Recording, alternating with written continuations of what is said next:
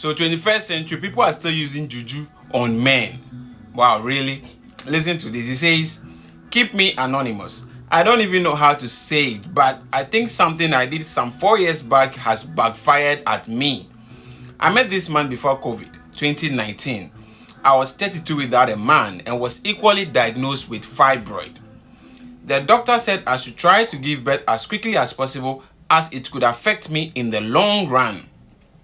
So when I met this man, I decided to have my kids with him. I don't even know why I chose him, but he seemed very good looking and responsible. So yes, he was married. He didn't come looking for a relationship. I went to him seeking for a job and he connected me to someone who gave me the job. I continually called to express my gratitude. I got gifts and went to give them to him at his workplace and all that. I was trying to get his attention till it finally worked.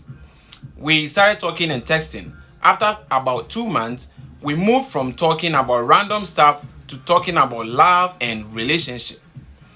He always said he was praying I get my own man since he was married, but I always told him I wished he was my man. Despite everything we spoke about, this man never for once asked me to even see him.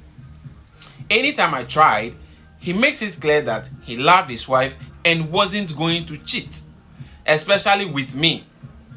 I didn't know what about me he didn't like, but I felt bad anytime he tried to let me know he wasn't ever going to do anything with me. So I decided at a point to go spiritual since the physical wasn't working. It wasn't an easy decision, but I took it because I needed a responsible man for myself too. I went to see some spiritualists at Cape Coast at one of the beaches. He used my waist bead to do a charm and asked me to find a way to make the man see it and he would fall for me. So I dressed one of the days and mentioned his name and did all the things I was asked to do and went to visit him at his workplace with a gift into bracket wristwatch. I made sure I exposed my beads wide enough for him to see. He even cautioned me to push them inside, and that was when it all began. This man became madly in love with me. He started skipping home and staying with me. He would insult and beat his wife for my sake. Not long after, I got pregnant for him. That was somewhere in May 2020. He took good care of me till I delivered. He was there on the day I delivered. He moved me out of my place to a better one and stayed with me for almost a month without going home. He only went to work and returned, and no matter how his wife or family tried to get him to return home, he didn't go. No one knew where we lived though. I couldn't let anyone help me with the child because he wasn't my husband and I was ashamed. It's good you were ashamed. One day his wife came knocking. She probably traced him there.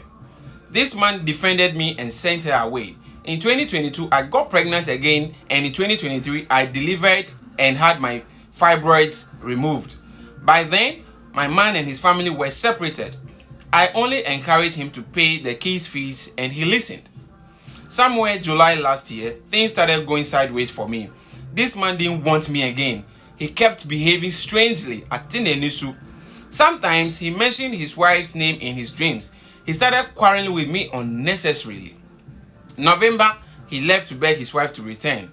At this point, I felt insecure and decided to end his wife. But since then, I've just been having one issue and another. So she actually tried to, end the wife just to have the husband. The length people could go if you don't know. He says, first, my firstborn died. He wasn't even there to mourn with me. He didn't care. I went through all the pain alone. Then I heard he went back to his wife. All effort to reach him has been futile. I am so sad and depressed as we speak. I am sick. It's like my life is coming to an end. I keep feeling something is around me. I feel this heavy presence always, and my only child left has just been crying. I had to go and leave him for my sister because I am scared for him also. At this point, I don't know what to do. I don't know what the wife did, but I want help. Even if it means going to confess to them. I can't take it anymore. I'm really going through a lot. It's unimaginable. You are right. You have to find a wife, beg her. In fact, you have caused that woman so much pain. And I'm sure, I don't know what she did though, but I am sure she definitely did something. This is a woman who has stood and fought for her home. So go find her, apologize, confess to her, let her know what you did to the husband. And maybe, just maybe, yourself and your remaining child could be saved. Let's hear what you think in the comment section. Remember to like, share, and subscribe. This is Loveandpillsgh.